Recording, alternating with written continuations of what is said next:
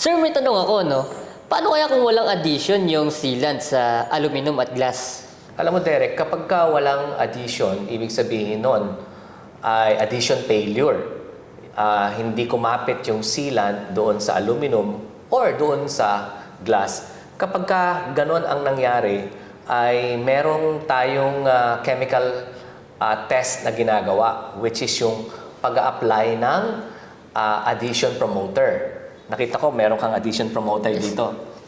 Pakita natin. Pakita natin sa mga viewers natin. Yung addition promoter ay tumutulong sa pag-increase or pagdadagdag ng adhesion kapag walang adhesion. And ang ginagamit dyan ay yung addition promoter or ang layman's terms ito ay primer. Primers. Primer. Dito ay meron 3 primer ang available kay Chain Glass. Ito yung Dowsil Primer 1200, yung Dowsil Primer P, at saka yung Dowsil Primer C.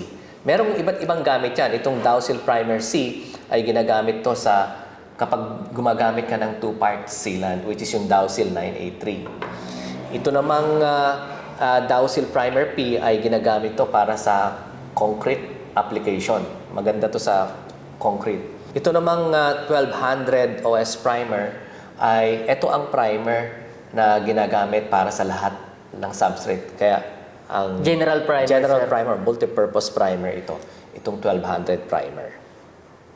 So, kapag walang addition, ito ang katapat. Yes.